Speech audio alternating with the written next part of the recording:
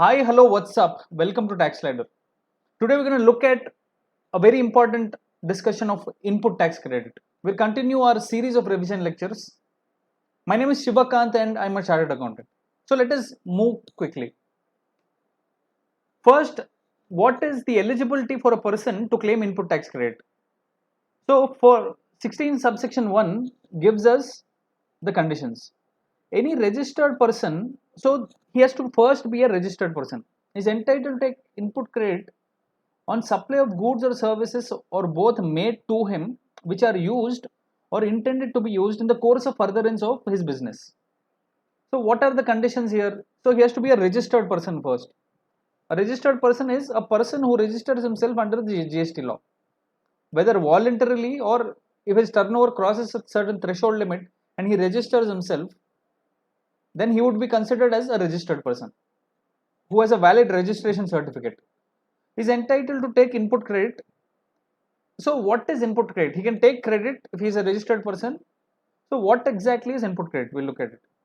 So input tax in relation to a registered person means the central tax, state tax, union territory tax, IGST charged on supply of goods or services made to him and includes IGST on imports, tax payable under reverse charge under 9 subsection 3 and 9 subsection 4 and the respective sections of the IGST, SGST and UTGST laws, but does not include tax paid under composition scheme. This means that input tax is the CGST, SGST, UTGST charged on supply of goods made to him. If you are the registered person and someone makes a supply of goods or services to him, to you, and charges CGST or SGST or UTGST on the bill raised to you, then the input tax in your case is the CGST, SGST, UTGST or IGST charged on the bill. So that is input tax. So it does not make a mention of compensation cess. So is it that you cannot take credit of compensation cess at all? You can take credit of compensation cess that is given under the Compensation Cess Act. It is not given under the CGST, SGST, UTGST Acts. So it says that compensation cess input credit, you can only use it for making outward payment of compensation cess. So if you are purchasing Coca-Cola or purchasing some tobacco and selling tobacco, so your input would have compensation cess and output would have compensation cess. If you are selling luxury goods also, this could be the case. So apart from that, input tax does not include compensation cess. So on the goods or services supplied to you, if any CGST, SGST, UTGST or IGST is charged, you can take credit of that because that is input tax. It also includes when you import, IGST would have been paid. So that is also input tax. Tax payable under reverse charge. So when you purchase from an unregistered person under 9 subsection 4 or when you purchase from specified persons or services or goods notified under 9 subsection 3, even in that case, the tax that you pay as the recipient yourself under reverse charge, you can take credit of that also because that is included in the definition of input tax. It does not include tax paid under composition scheme, remember.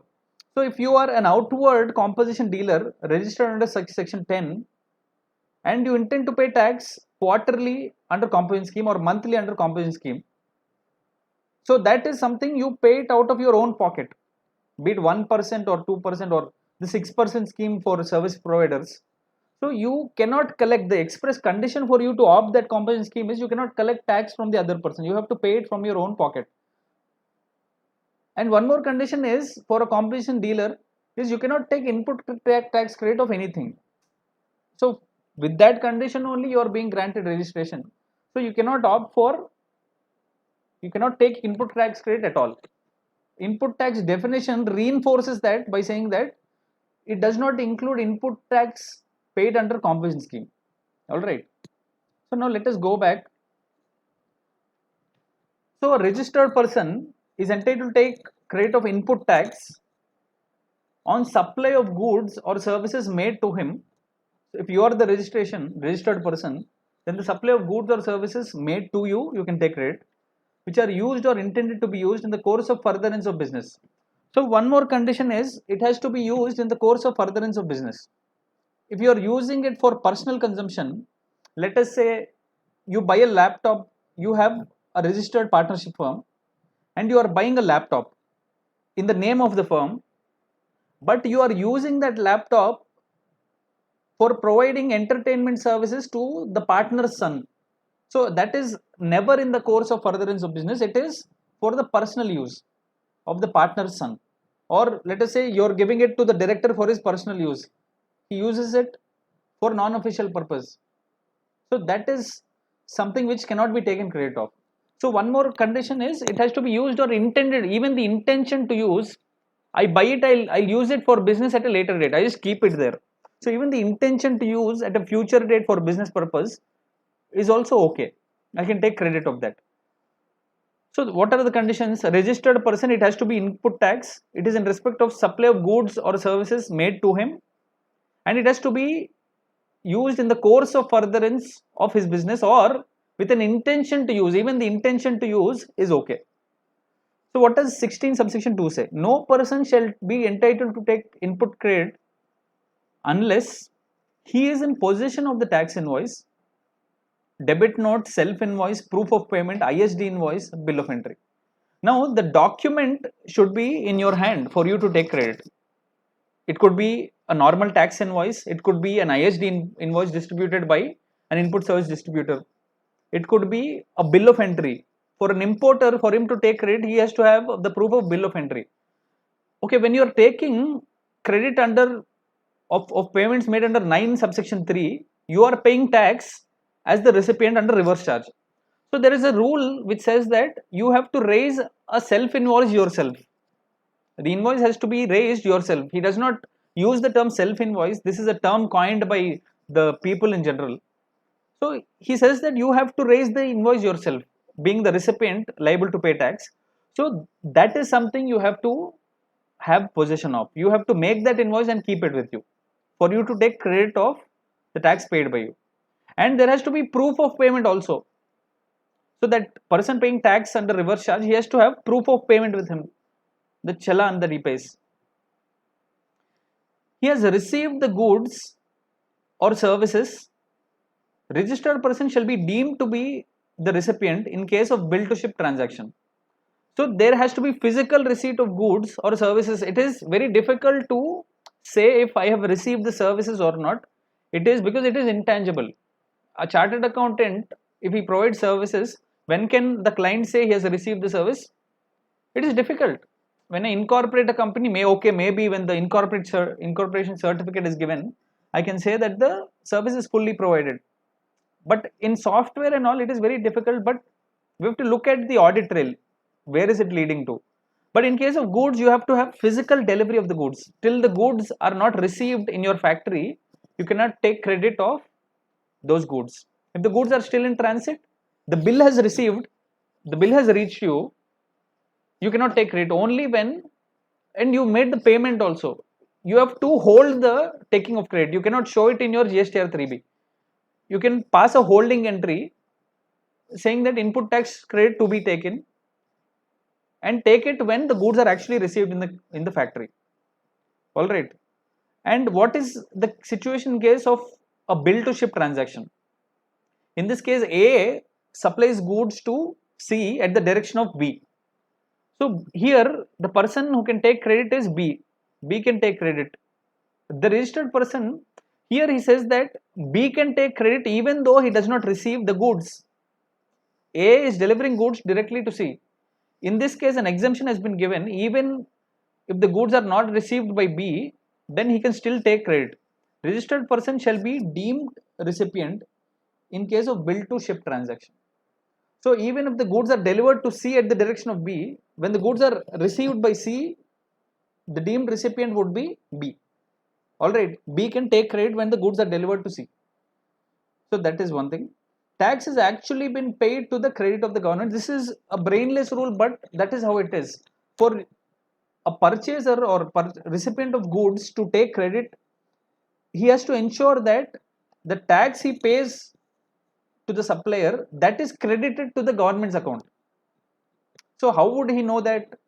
He'll show some random challan having a bulk amount. How can he correlate that this challan paid includes his transaction? It is very difficult, but that is how what the rule says. he has to ensure that the tax has been paid to the government, only then he can take credit. Otherwise, he cannot. He has furnished the return under section 39. What is the return? As we've already been discussing, return is GSTR 3B. GSTR 3B has to be filed, only then can he take credit. So what is the way in which I take credit?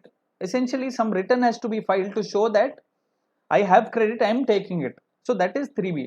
So practically also, as per the portal law, as per the GST and website, you can only take credit, the credit will be reflected in your ledger when you file 3B. So that is inevitable. That has also been put under the law. 16 subsection 2 says this. So ultimately, he has to be in possession of the goods, he has to be in possession of the invoice or any other document evidencing it, document evidencing payment in case of a person paying tax under reverse charge. He has to actually physically receive the goods also, and the tax has to be paid to the government's account, that is some rule, and he has to file GSTR 3B under section 39. Now let us look at a few more conditions. In case of goods received in lots, the entire ITC can be claimed only after receipt of the final lot. What does this mean? Let us say X supplies goods to Y, and he says that you pay me the entire amount, but I will deliver the goods to you in 5 months. Let us say 5,000 lots need to be delivered. I deliver monthly 1,000 lots. So, but the payment is given to me entirely initially itself. So when can that person take credit of this? Only when the final lot is delivered to him of all the goods. Even for 1,000 lot that has reached him, he cannot take credit of it. The entire credit for all the lots, he can only take credit when the final lot after the end of 5 months is delivered to him.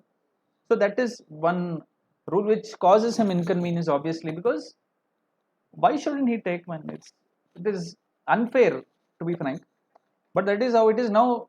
No ITC shall be available in respect of tax paid in response to demand which is on account of any fraud, willful misstatement, suppression of facts. So what does this mean?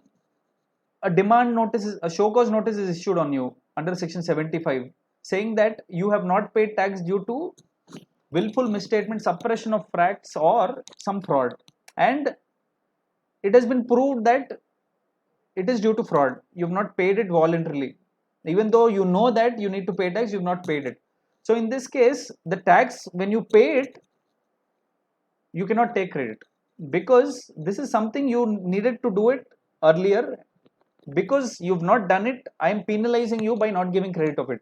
So that is what he says.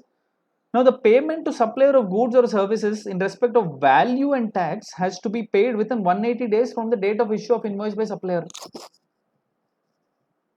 Failing which, ITC availed has to be added to the output tax liability in the return for the month in which 180 days expires, along with interest at the rate 18% calculated from the date of availing credit till the date of payment. Once the payment is made, the recipient is eligible for taking ITC again without any limitation of time. Now what does this mean? So this is mandating the purchaser to make prompt payment to the supplier of goods. This is in a way good for the suppliers so that they get prompt payment. So the limit that has been put is 180 days from the date of issue of invoice by the supplier. If I am receiving the goods, if I don't make to the payment to the supplier within 180 days from the date of issue of invoice, the credit I take initially, I'll take credit the moment I receive the goods and the moment I have the invoice, because all the conditions are being satisfied. But if I don't make payment within 180 days from the date of issue of invoice, I have to reverse the credit. So let us say today is the day on which 180 days are being finished. So what is today? Today is, let us say, 10th of May. The return for the month of May will be filed by me in June. The return will be filed by me normally, forget COVID, will be filed by me in June 20. Me taking credit and all. So in the next month's return, in the next month's 3B, I have to show this reversal of credit. Understood? Along with interest, I have to reverse it along with interest. When will the interest be calculated for? It will be calculated from the day on which I avail credit till the date of such reversal, till the next month 20th when I file 3B. So what is the number of days from that day till the next month? Calculate interest at the rate 18% and reverse the credit along with interest. Alright, this is what the rule is.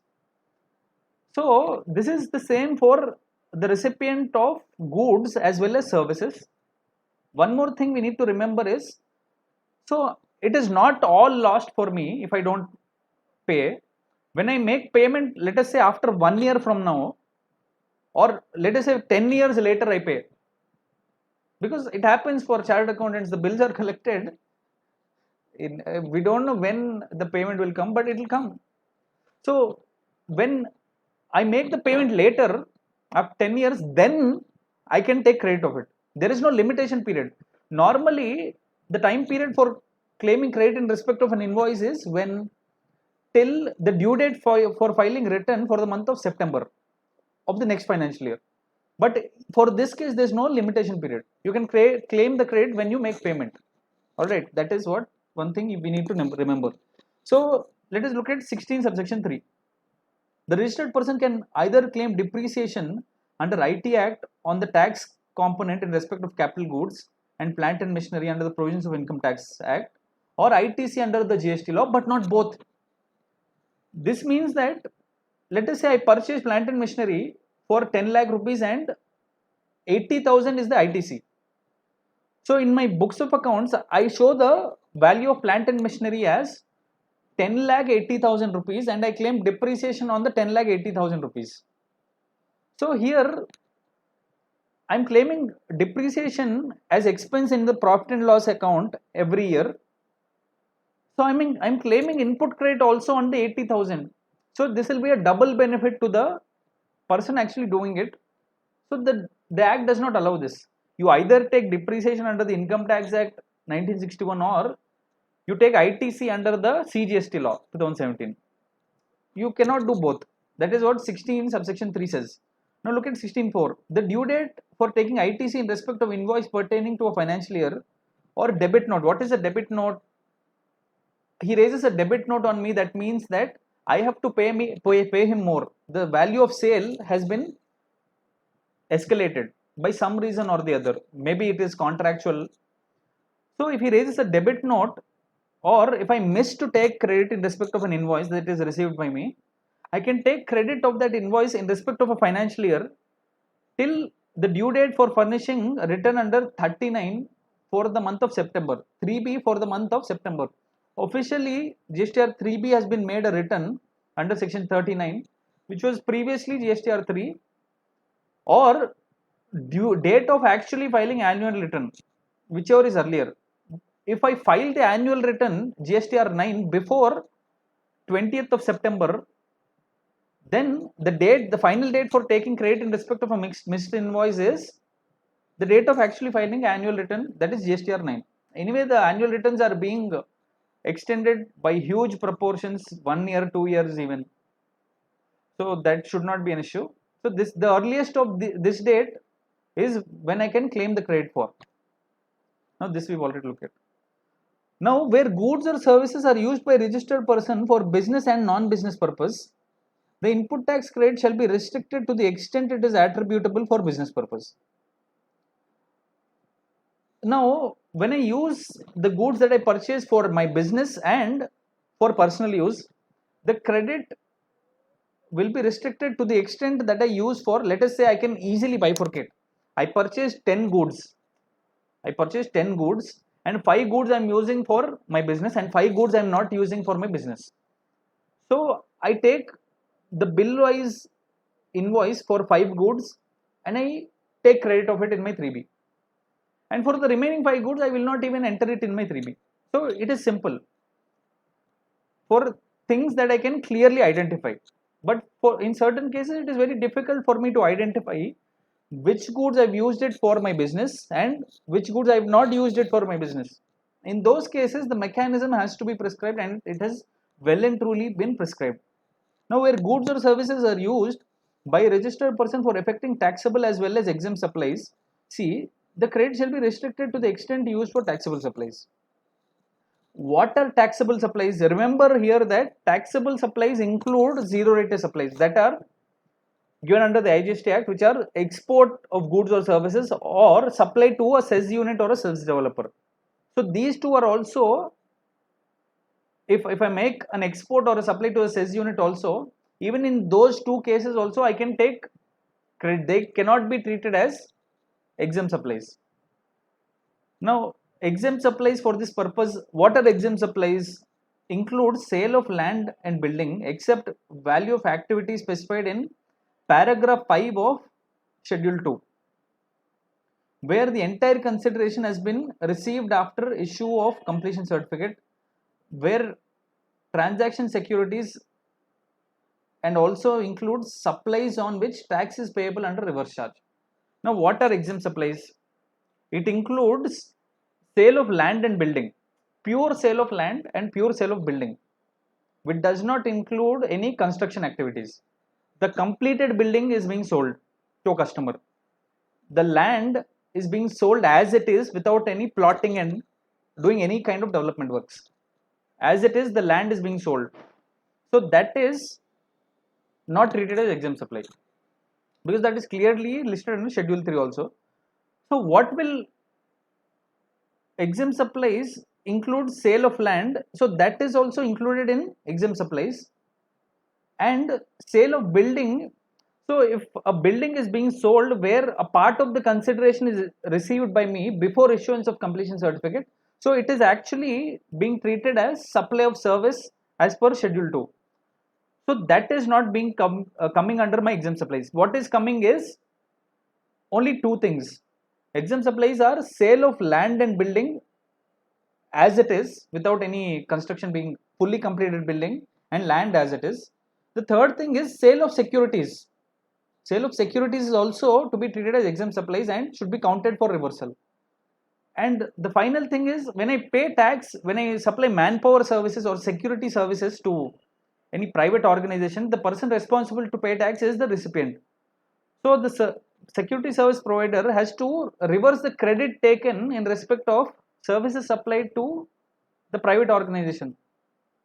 Understood? Even if I supply goods where the person responsible to pay tax is the recipient, I have to reverse credit to the extent of the supply. So bifurcation of ITC of inputs and input services used for making taxable and exempt supplies has been prescribed under 42, and ITC availed in respect of capital goods used for making taxable and exempt supplies is prescribed in rule 43. So 42 tells us how to bifurcate common credit for inputs and input services used in making taxable and exempt supplies. 43 is for capital goods used in making taxable as well as exempt supplies. How do I bifurcate it? Let us look at rule 42. So what is the total credit available? Simple logic. What is the total credit available? Let us say 1 lakh is the total credit available. It includes what all?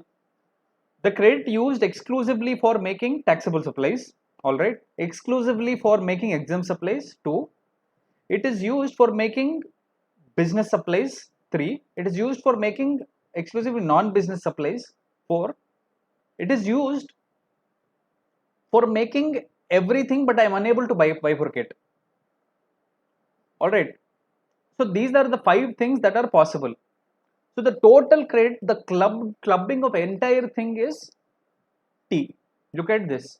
Total ITC on inputs and input services. We are not talking of capital goods here. Capital goods are covered under rule 43. So the total ITC on inputs and input services is given by T. ITC exclusively attributable to non-business purpose is T1.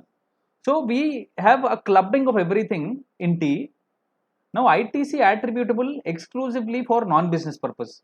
So that is one of the things that we discussed. So T1 exclusively for exempt supplies, T2.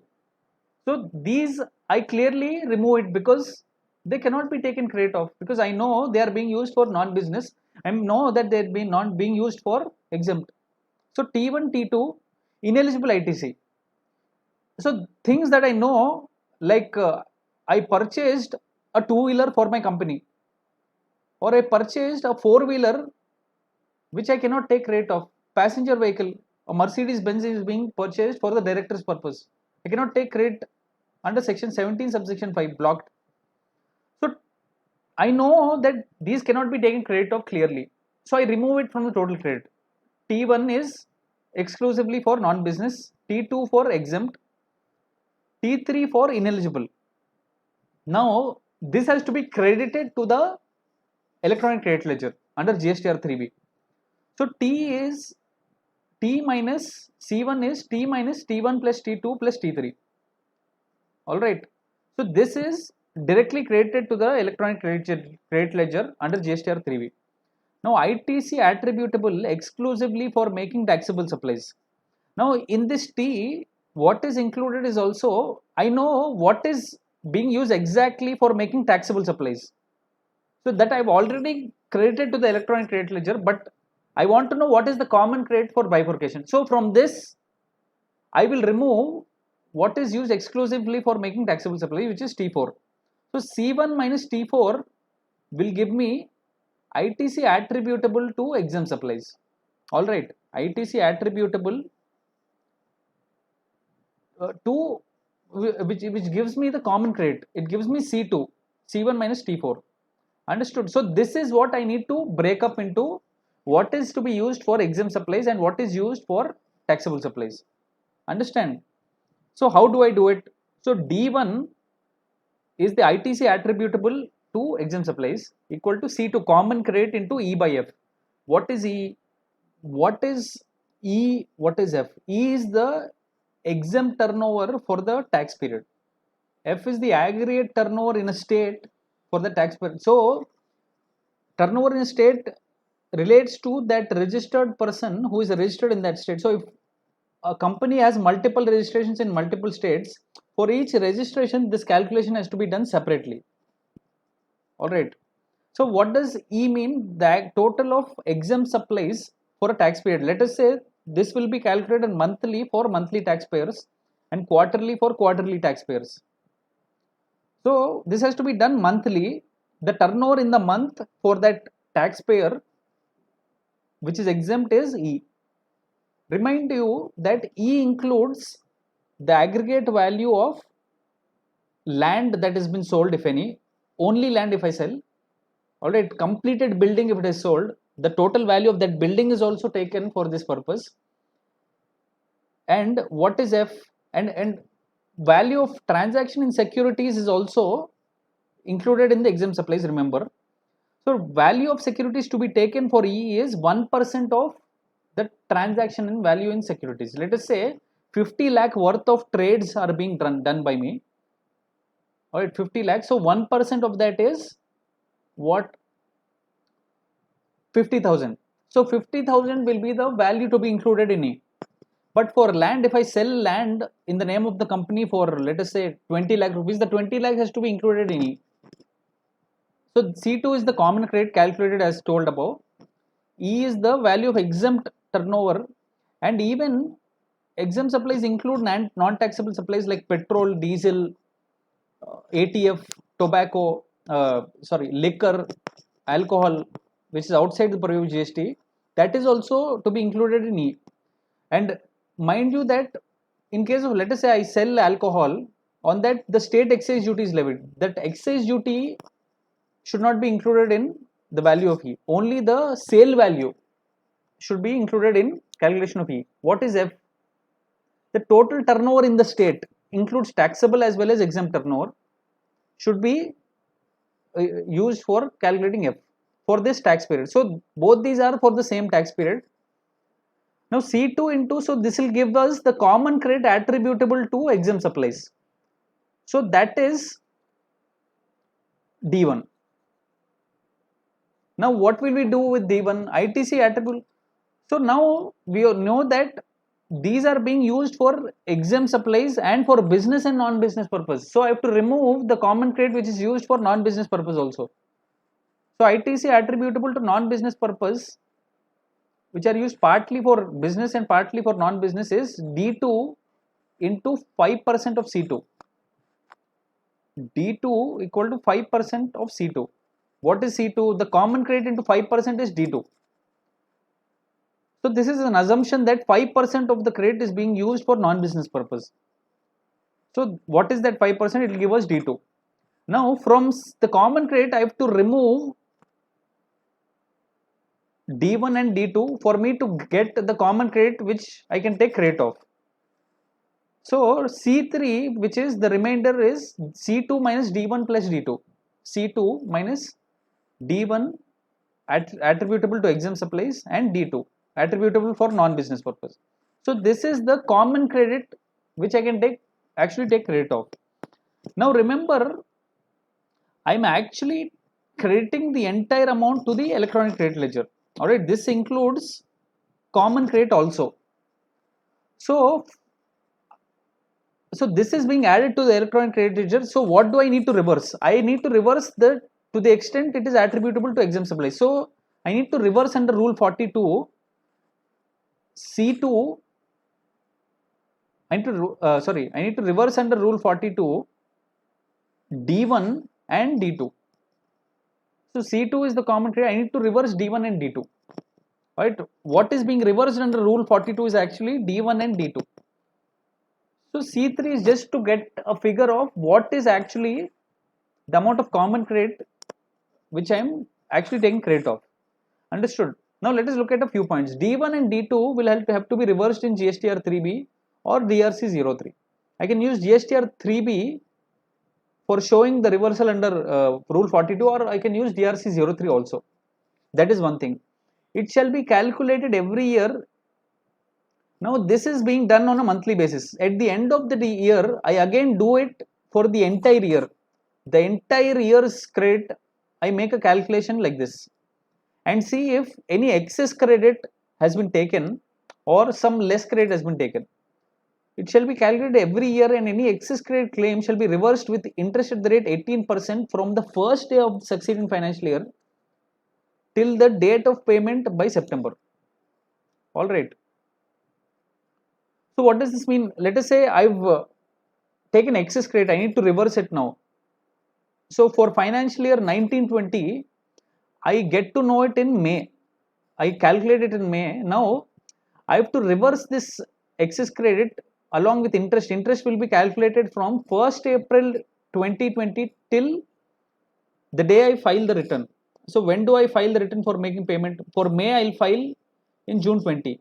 So from 1st April 2020 to June 20, what is the interest on the excess credit that has been availed? That also I have to reverse at the rate 18%. First day of till the, okay, any less claim can be claimed till the month not later than September. So this reversal of credit or excess claim of credit can be made not later than September following the end of the financial year.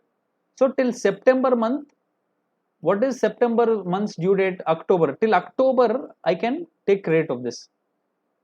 Any shortfall of credit has been found out after making the final calculation at the end of the year. I can do it till September. All right. Now let's look at rule 43. It is similar to 42. Let us look at it one by one. ITC in respect of capital goods attributable to business or exempt supplies shall not be credited to electronic credit ledger. Now the first thing that we need to do is what should be credited to the electronic credit ledger. Alright, previously everything was credited to the electronic credit ledger. Oh shit. Let us look at rule 42. Now let us the total credit available is 10 lakh rupees inclusive of everything. Now ITC, which I know that is clearly attributable to non-business purpose, non-taxable supplies, shall not be credited to electronic credit ledger. You remove that from 10 lakhs. Let us say it is 1 lakh. Now the balance is 9 lakh rupees. Now let us look at the next point. The amount of ITC in respect of capital goods attributable exclusively for making taxable supplies, including zero rated supplies. So of this balance 9 lakh rupees, I know that 3 lakhs is being used exclusively for making taxable supplies. I know that it is being used exclusively for taxable supplies and business purpose. So this has to be credited to the electronic credit ledger. So this 3 lakhs I credit to the electronic credit ledger. So of the 9 lakhs I remove 3 lakhs. So what is the balance? 6 lakh rupees. All right. The balance of credit after removing 1 and 2, now the exclusiveness is over. So I know the goods which are being used exclusively for business and taxable purpose, I remove it. Exclusively for non-business and exempt supplies, I remove it. Now the exclusivity is gone. Now what is the balance? 6 lakhs is the credit available. Now it shall be credited to the electronic credit ledger. So this is the common credit which is being used for taxable, exempt, business and non-business purpose. So this I consider it as A. Alright, this is A. This will be credited to the electronic credit ledger. Alright, the moment I purchase it, this capital goods, I will credit this to the electronic credit ledger, the full amount. I will take the useful life as 5 years. So the 6 lakhs balance credit, the useful life is 5 years. 5 years is because monthly return will be filed, it will be effectively 60 months. 12 5 is 60. Now let us look at the next step. Where capital goods are being used for non-business purpose, have been put to use for both business and non-business, the balance of A shall be arrived at. Okay, what does this mean? When capital goods are being used for non-business purpose, now previously it is under this category. It is being used exclusively for non-business purpose or exclusively for exempt supplies. Now I am using it for both taxable and exempt supplies. Now it is being moved from this category to this category. So I have to make so I did not take credit at all for this. It was never included in the electronic credit ledger.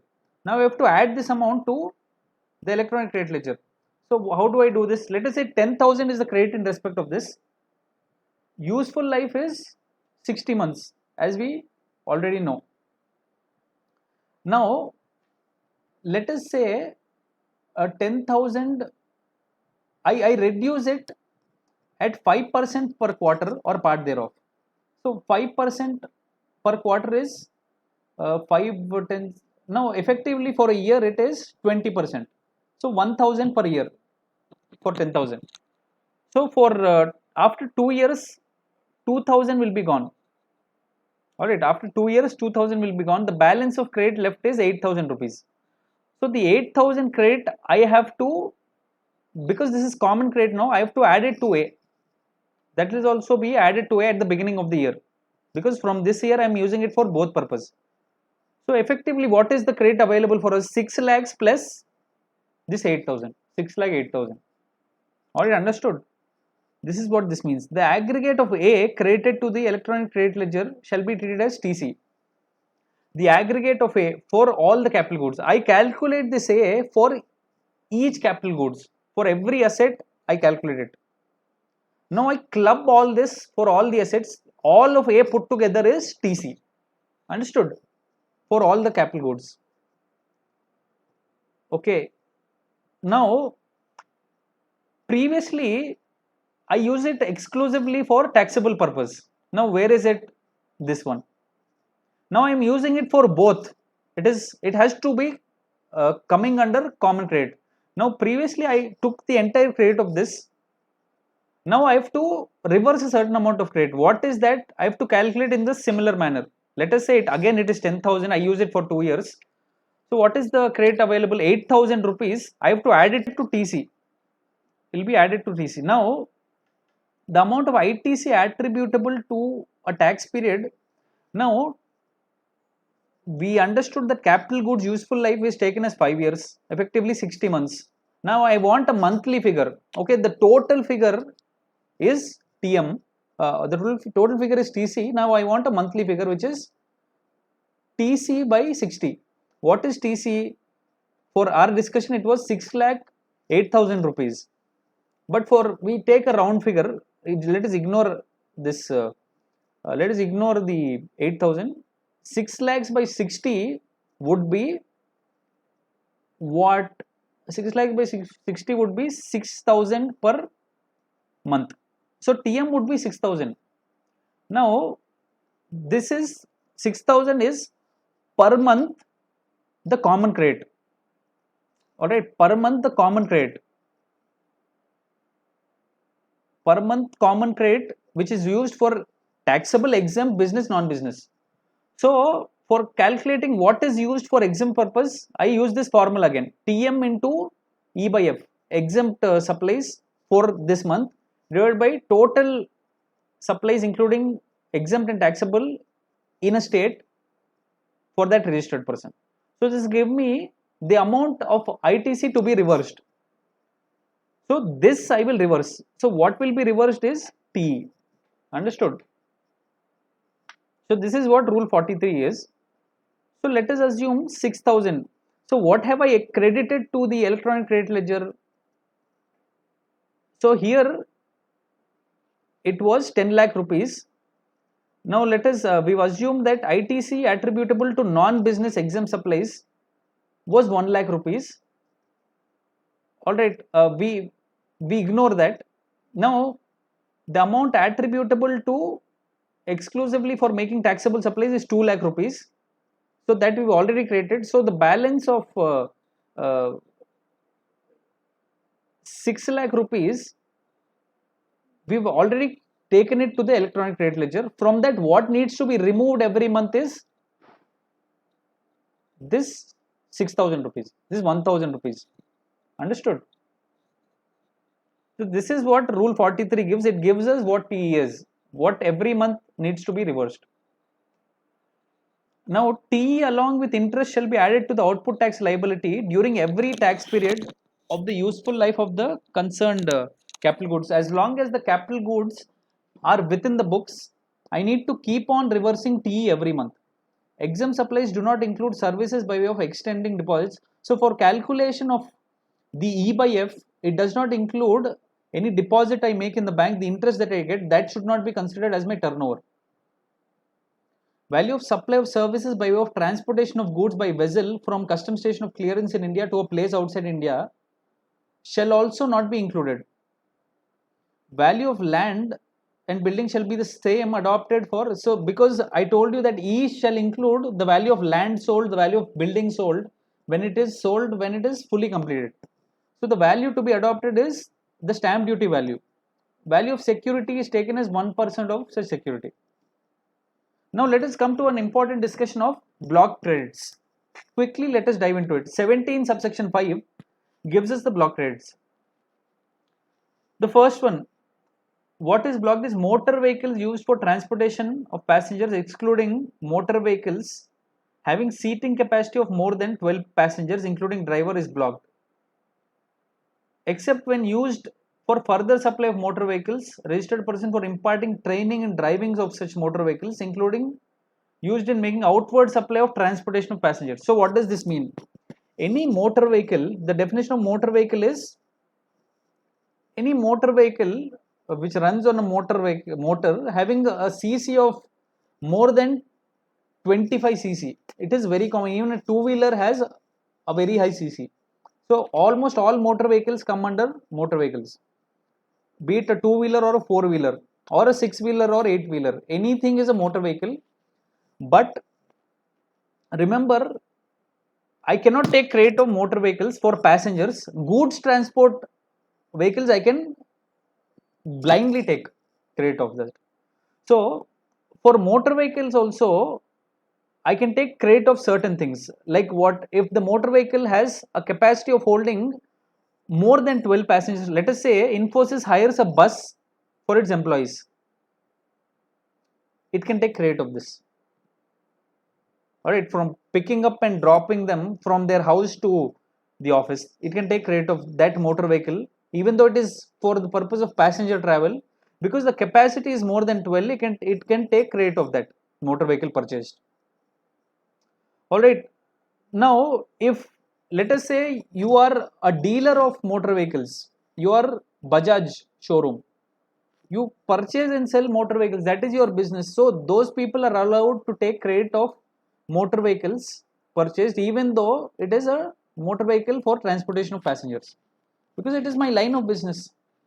If it is used, a driving school can take credit of the car it purchases because its business is using the car for providing the services. It is directly used for the purpose of its business. Now used in, let us say a travel agency is there. Swami Tours and Travels is the common bus you see. Let us say Swami Tours and Travels has purchased a car for providing transport, passenger transport service to its clients. So that is also the car that Swami Tours and Travels purchases. It can take credit of the tax paid on purchase of that motor vehicle. All right. So ultimately, transport of passengers, if you purchase a motor vehicle, it is blindly, you cannot take credit of it. But if it is more than 12-seater, you can take credit. Second thing, if it is for your line of business, like you are owning and maintaining a driving school, you can take credit. You are in the business of purchasing and selling the motor vehicles, you can take credit of it. If you are into transport of passengers, you can also take credit. Similarly, for a vessel and aircraft also it is the same. You cannot take a vessel and aircraft. Let us say Shah Rukh Khan's Red Chilli Entertainments is there. Red Chilli Entertainments purchases a flight for the transport of its director. Let us say for Shah Rukh Khan, it purchases an aeroplane for to and fro travel. So that it cannot take credit. Unless Red Chilli's Entertainment is into the business of transport of passengers. Does Red Chilli Entertainments run an airline? No. So it cannot take credit. So Indigo Airlines or if it can be used for transportation of goods, it is blanket exemption. If a vessel or aircraft is used, anything for transportation of goods, you can take credit. Used by registered person for further supply. If it is in the Red Chilli Entertainment enters into the business of purchasing and selling of aircrafts or vessels, it can take credit. Used by registered person for imparting training. Red Chilli's navigation school, if it starts, and for that purpose, for imparting training to the students of this navigation school, it purchases an aircraft, it can take credit. Alright, now let us look at C. Ultimately, look at the line of business. Is it for imparting training to students using such vehicle? Yes, then you can take credit. If you are in the business of trading that particular motor vehicle for passengers or flight or vessel, yes. If it is for transport of passengers, you are purchasing such vessel or aircraft or motor vehicle, yes, you can take credit. Otherwise, no. But for a normal motor vehicle, there is one more exemption, that look at the seating capacity. If it is more than 12, you can take credit. General insurance, blanket, you cannot take credit. Servicing, repair, maintenance of motor vehicle, vessel, aircraft. See, you just look at this. Only one simple thing. Can you take credit of the motor vehicle that has been being purchased? Yes. Then the insurance for that vehicle, the maintenance for that vehicle, everything related to that vehicle, you can take credit. If the vehicle itself you cannot take credit, then further services in relation to that vehicle also you cannot take credit of. Be it general insurance, servicing, repair, maintenance of the motor vehicle, aircraft, except when used for the vehicles for which ITC is available. Understood? The credit shall also be available when services are received by taxable person engaged in business of manufacturer. So, if I am a manufacturer of motor vehicles, vessels, aircrafts, and I take the service of repairs and maintenance of motor vehicle in the manufacturing process, servicing the motor vehicle, I am in the business of insurance, and I take insurance for the vehicles, still it is allowed. Alright. Now let us look at a very important thing, section 17 subsection 5 clause B. The following supplies of goods or services or both, when received, the credit is not available. What are those services? We'll see. Food, beverages, outdoor catering, healthcare service, cosmetic, plastic surgery, leasing, renting of, hiring of motor vehicles, vessels or aircrafts, except when used for the purposes specified, life insurance, health insurance. So food, beverages, let us say a business is there, a chartered accountants, so they provide food to their clients who visit the office. So for that I cannot take credit. Even the hotel raises a bill on me for 5% tax, I cannot take credit of the tax paid. Cosmetic, healthcare services for your employees, if you provide free healthcare services from a hospital you entered into a tie-up with. the credit of healthcare services is not at all available, be it medicines and all. No. Cosmetic and plastic surgery, even for your director, not available. Leasing and renting or hiring of motor vehicles, let us say your business, you are hiring motor vehicles for your employees from a travel agency or tours and travel agency, or Swami Tours and Travels is a company you entered into tie up with for your company, so that your employees can be picked up and dropped from their house to the office. So this is a vehicle being taken on hire from some other agency. So this is also not available to me. All right, unless when I use it for further supply of such motor vehicles. So I am Swami Tours and Travels. I take this vehicle on hire and I give it to someone else on hire. So this is in the course of furtherance of my business, in the same line of business. So when Swami Tours and Travels takes this on rent and I use it for transportation of passengers on my behalf. So even in this case, I can take credit. Life insurance for employees not available credit. Health insurance for employees not available. Membership of a club. So Google provides to its employees free membership to its employees. It enters into a tie-up with the gym. All the expenses are borne by Google. But the bill raised by the gym on Google, it will be an 18% GST bill. Google cannot take credit of that. Now, travel benefits extended to employees on vacation, such as leave travel or home travel concession. So let us say it enters into a, so Google enters into tie up with an air travel agency. Let us say Thomas Cook Holidays. It provides free services to employees. All the expenses for going to Singapore for its employees are borne by Google. Google enters into an agreement with Thomas Cook Holidays. Thomas Cook raises a bill on Google for the service it provided to Google for taking its employees to Singapore. So that bill raised would also be attracting either 5%, 3% GST, or depending on the nature of service. So that also cannot be taken credit of. ITC shall be available in respect of the above when it is obligatory to provide the same. So when is it obligatory? When it is mandatory for employees to be provided cabs, the Kerala government mandates providing cabs to its employees who work on night shifts. So that the software company can take credit of. So if your state government mandates providing employees or mandates providing food to night shift employees, then even for outdoor catering or food and beverages, you can take credit. Understood? If it is mandated or obligated by the same by any law, then you can take credit. Provided IT shall be available when used in further supply of the same category of goods or services, or as an element of taxable composite or mixed supply. All right, you have to look at the line of business. Now, in respect of construction of immovable property, ITC shall not be available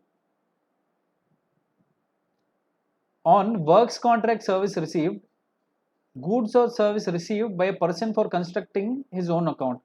Now, the question is credit for construction services or works contract service received. So, what you have to answer is whether I used it for construction of my own building. Yes, then I cannot take credit. See what is the purpose for which it is being used. Is it for construction of my own office building? Let us say Reliance Industries constructs its own corporate office. For that, it takes the help of XYZ builders. The invoice raised by XYZ builders for construction of this corporate office is not eligible to be taken credit by Reliance. That is one more clause in section 17 subsection 5. Now, one more thing that you need to remember is, let us say how is it being treated in the books of accounts of Reliance? Is it being entered in the profit and loss? If it is a minor works contract service that is being taken for repair of one building, it is very minor, so minor that I'm entering it in the profit and loss account. I'm booking it as expenditure and not capitalizing it to my building. So if it is being shown as an expense in P&L, I can take credit of. In respect of construction, to the extent of capitalized is only blocked. If it is not capitalized and shown as expenditure in P&L, I can take credit of that expenditure. Of immovable property, ITC shall not be available on works contract service received. So if I am a builder myself, I am constructing my own office, so even the cement and all purchased by me, I cannot take credit. So goods or service received by a person for constructing on his own account, even if I received it from someone or if I am constructing it myself for the immovable property, I cannot take credit so long as it is being capitalized. If it is being booked as an expense in P&L, I can take credit of it. Understood? Or if it is being used by me for further supply of the same business, I am taking works contract. Reliance Constructions is there. If it takes the help of some other works contractor for carrying out the work that I have, the bill that he raises on me, I can take credit. So there is no bar. Goods and services on which tax has been paid under section 10 as a composition dealer, that I cannot take credit. Because the express condition for you to opt for section 10 is you cannot take input credit at all. Goods and services or both received by a non-resident taxable person except on goods imported by him.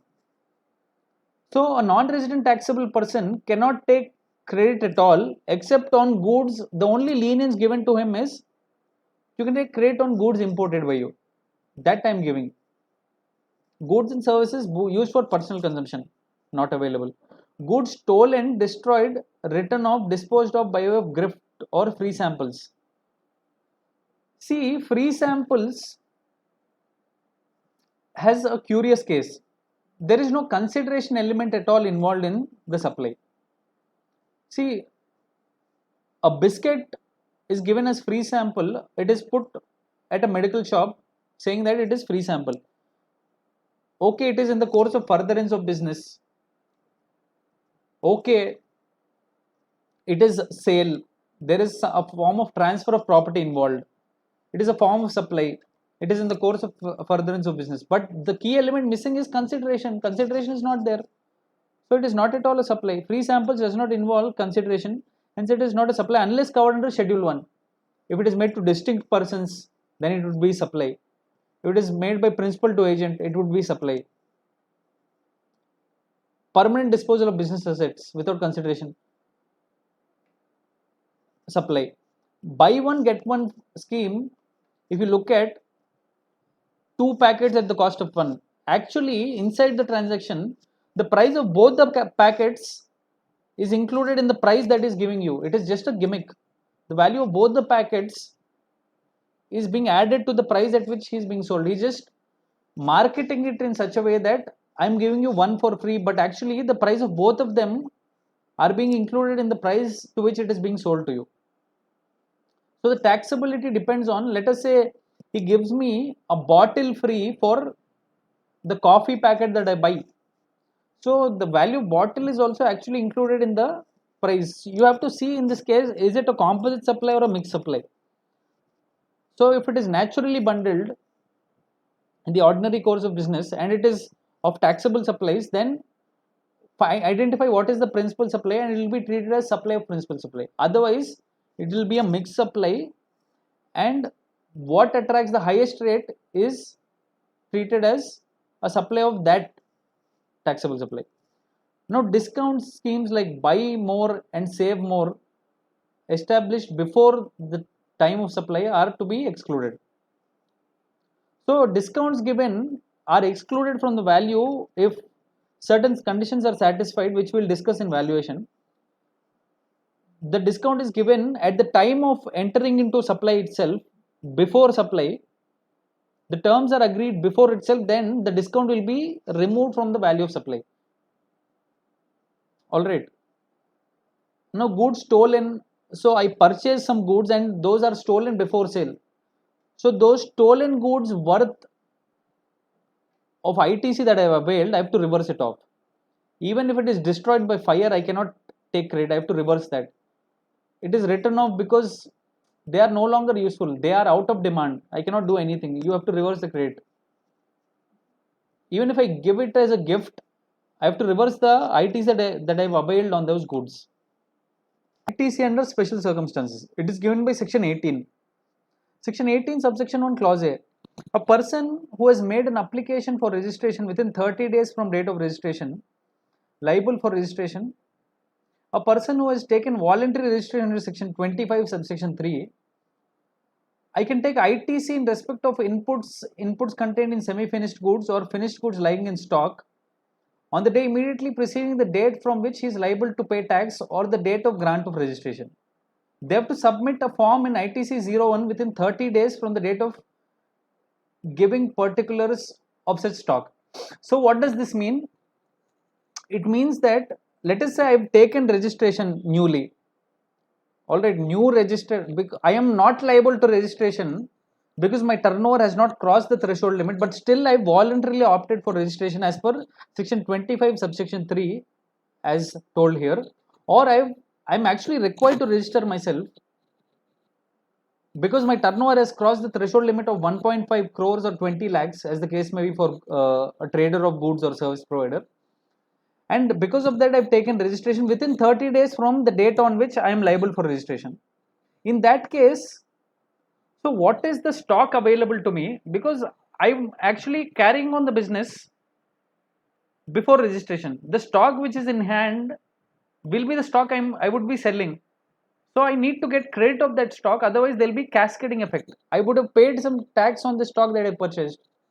So I need to be eligible to take credit on the stock that is available with me, stock in hand. The stock of the finished goods in hand, the stock of inputs in hand, or the stock of inputs contained in semi-finished goods or finished goods in hand. So identify that and give me a statement containing details of that in ITC 01. I have to file that ITC 01 in the GST portal within 30 days from the date on which date of giving such particulars. So within 30 days from the date on which I register myself, or the date on which I actually register myself, or the date on which the registration certificate has been granted, or the date on which I am liable to be registered, on the day immediately preceding day on which he is liable to pay tax or the date of grant of registration. I have to file ITC 01 and I have to submit the particulars. Only then I can take credit. Now 18 to see, a registered person who has opted to become a regular taxpayer and shifted from paying tax as a composition dealer under 10. So where exempt supply of goods have become taxable. So these are also cases where I can take credit. Previously I was a composition dealer who cannot take credit, and a supplier who is making exclusively exempt supplies. Now my goods have become taxable. So the stock that I have, when I sell it now, I have to pay tax, and so I should be able to take credit on the stock that I have.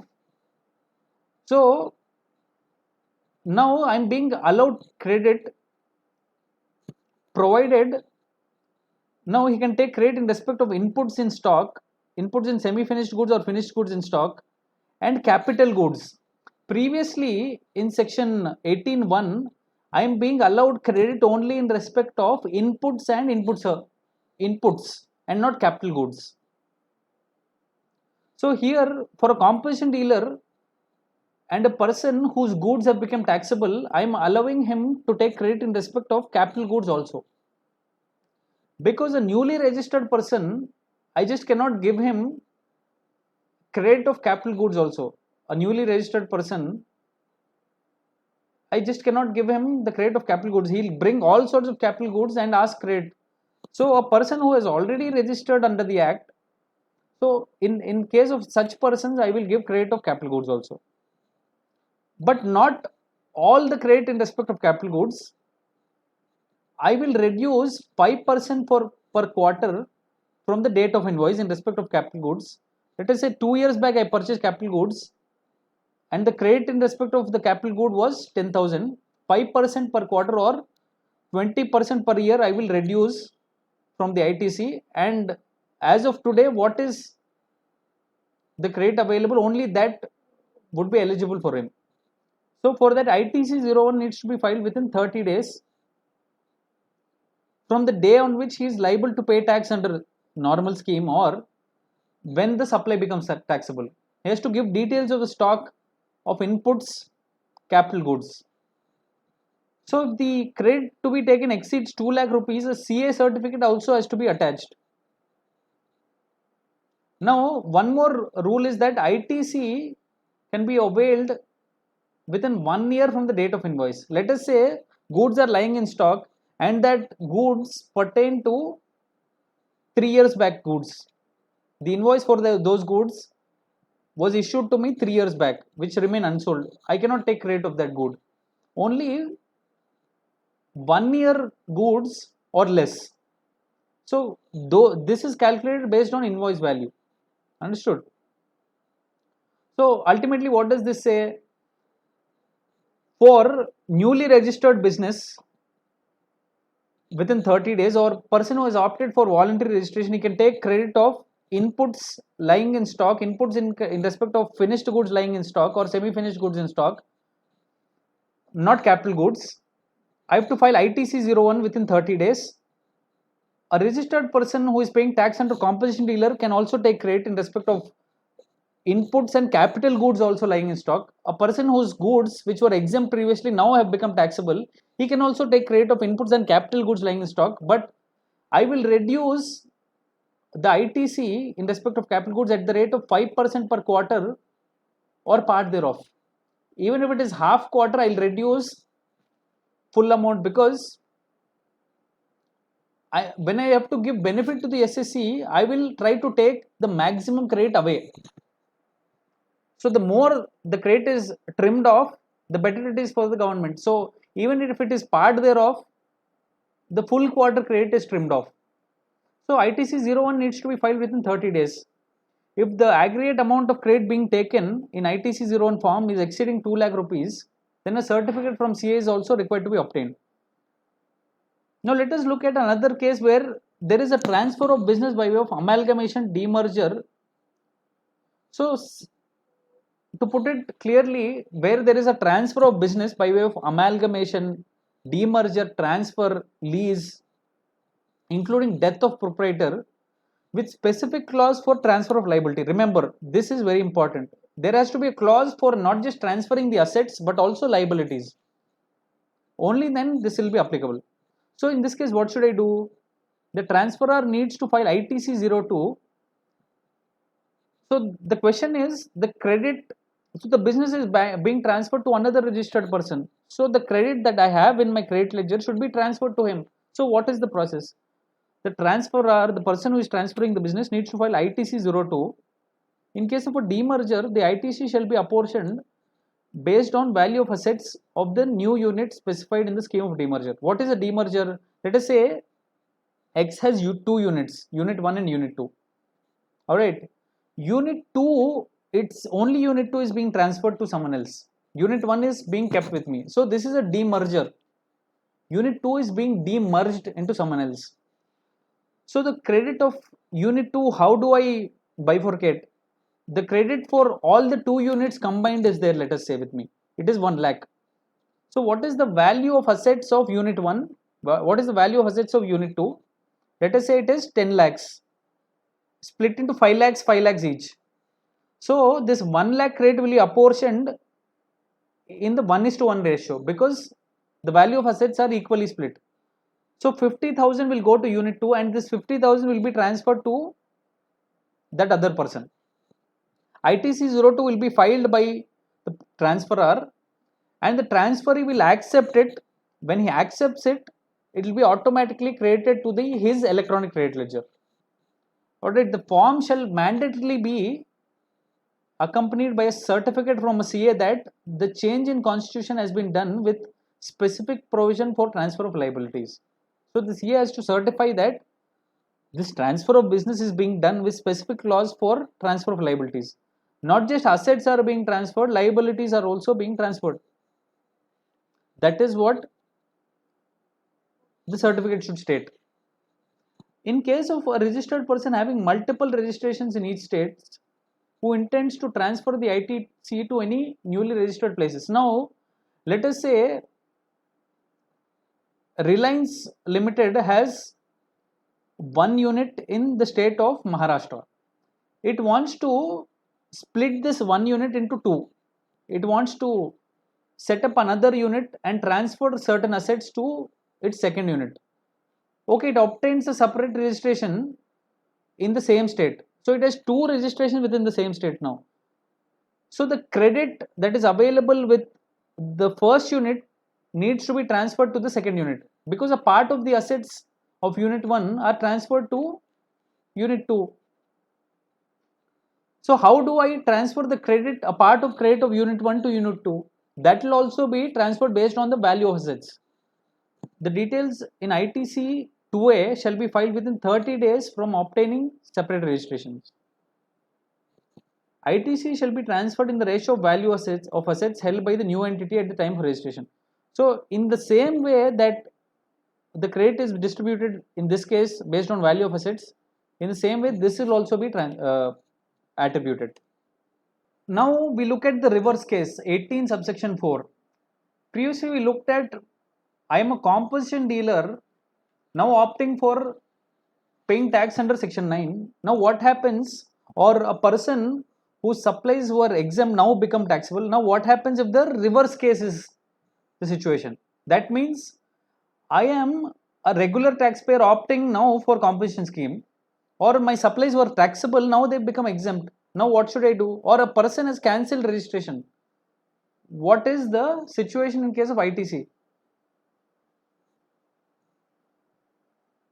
The case is they shall pay an amount by way of, the credit should be reversed now. Whatever credit I have in my electronic credit ledger, because I'm no longer making taxable supplies, the credit has to be paid off to the government. They shall pay an amount by way of debit in the electronic credit ledger. What is that they need to pay? ITC on inputs in stock, ITC on inputs in semi-finished goods and finished goods in stock, and capital goods based on invoices. So the credit in respect of the stock that I have, previously I took credit of them, now I have to pay it back to the government in respect of the stock that is in hand immediately before the date on which I opt for compensation scheme. I have to pay it back to the government even in respect of capital goods in stock, because I'm using the capital goods now for making exempt supplies, or I'm using it for paying tax under compensation scheme, or I'm cancelling my registration. So in case of capital goods, I have to reduce it proportionately, taking useful life as 5 years. So 5 years means 60 months. So divide the total credit based on invoice date by 60 and calculate till how many years has the capital goods being used till this date. So based on that, reduce the ITC. So that ITC balance that is available, you have to reverse it off by using your electronic credit ledger balance or pay it in cash. In case of inputs in stock, you identify it invoice wise. What is the invoice in respect of the stock in hand? So that ITC amount you have to reverse now. If invoice wise identification is not available because I purchase the goods in bulk and I cannot make an invoice to invoice matching of the goods that are in hand. So in that case, use FIFO method. Invoices are not available, the amount shall be estimated based on market value prevailing at the date of event. So one more option is, if invoices are not available, then find out what is the market value of the goods in stock on the date of event. Based on that, you pay the tax. You shall submit ITC 03 containing such particulars certified by CA.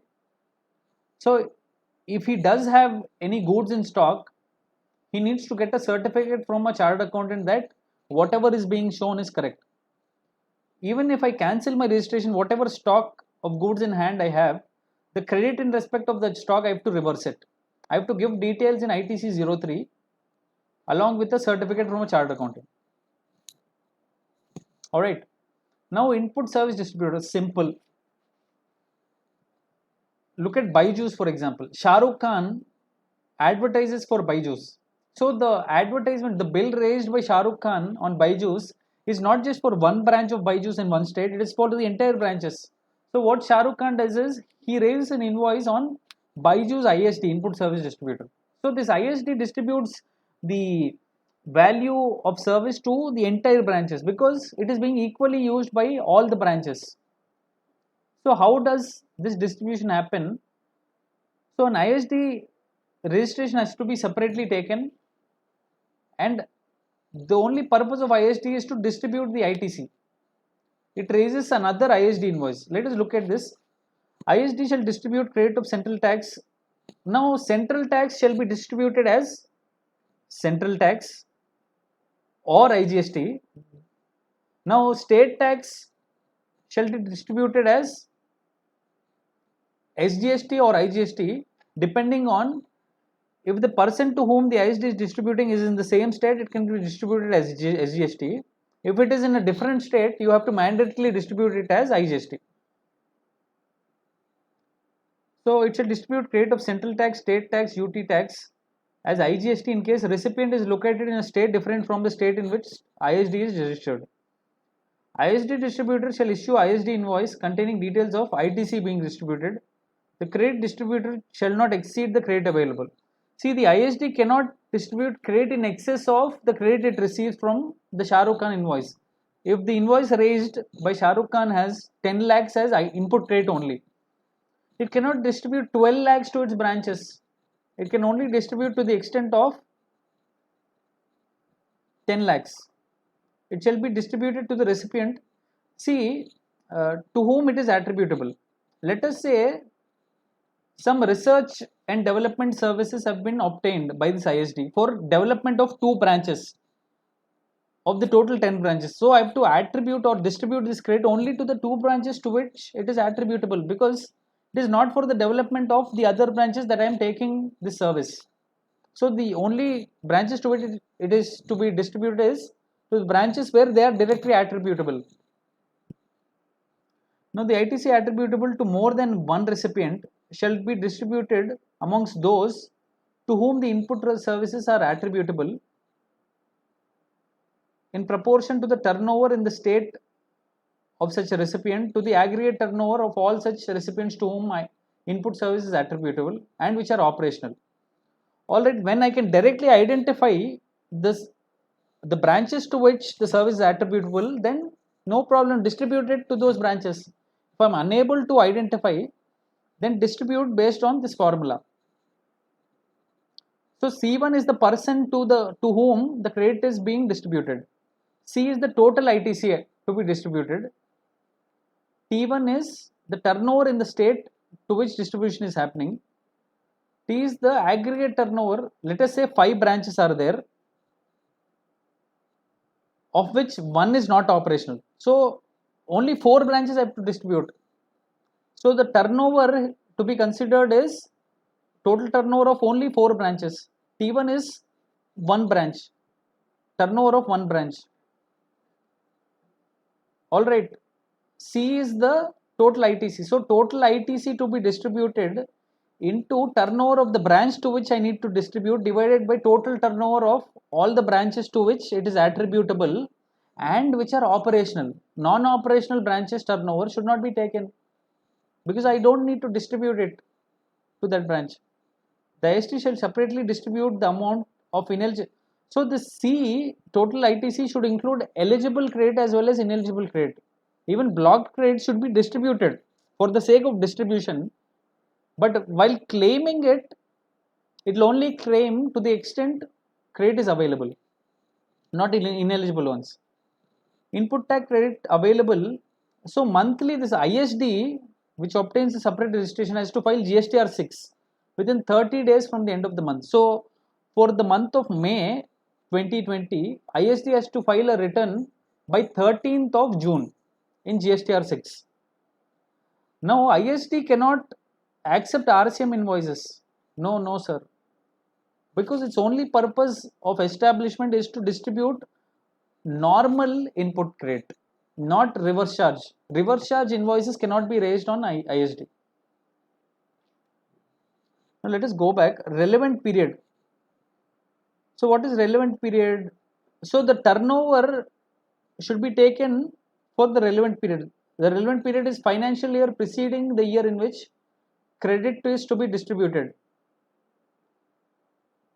If the recipients of credit have turnover, so the turnover to be taken is the last year's turnover. All right. Or if the turnover of all the branches to whom credit is to be distributed is not available, the turnover to be taken is the last quarter. Let us say May month credit I need to distribute. Last financial year's details are not available. So what do? I take it for the last quarter of the previous to the month during which credit is to be distributed. So what is the last quarter? Financial year 1920 last quarter is January, February, March 2020. That quarter turnover I will take if the details are available. All right. The amount to be distributed to one recipient amongst all the recipients to whom ISD input service is attributable, including unregistered persons. There is no bar that he is a registered person, I cannot distribute, but for calculation purpose, you have to distribute it to even unregistered persons. Because if you look at this GSTR 6, it will contain details of everything. To whom are you distributing, whether registered person or unregistered person. Everything will be asked. Now finally, this is very important. How do I distribute the input credit? Manner of utilization of input credit. It is given by section 49. This is just a brief summary and manner of utilization of input credit. So the IGST credit balance should be used for payment of IGST and CGST, SGST. So previously it has to be used in this order only from top to bottom, but now a change has occurred. What was the change? You can use IGST credit for payment of SGST first and then CGST, or CGST first and then SGST. You can swipe this in any order that you want. There's no restriction put. Previously it had to be IGST credit should be used for payment of IGST first and then for payment of CGST and SGST in that order. But now the last two you can use it in any order that you want or in any proportion. Alright. Part payment you can make it for CGST, part payment for SGST. Now CGST credit shall be used for payment of CGST and then IGST in that order. First use CGST credit for payment of central tax and then IGST in this order only. Now SGST credit shall be used or UTGST shall be used for payment of SGST and then IGST. But remember, only after the entire CGST credit has lapsed, only then you can use SGST for payment of IGST. Alright, you cannot use SGST credit for payment of IGST when CGST credit balance is there. First use that CGST credit fully, only then you use SGST credit for payment of IGST. Understand? One final thumb rule is you cannot use any type of credit unless the IGST credit has been lapsed. So for any kind of payment, use IGST credit first. Only when IGST credit lapses, you can use CGST credit and SGST credit. That is the bottom thumb rule. Do not forget that. To recapitulate, first IGST credit, use it for payment of IGST and then CGST or SGST.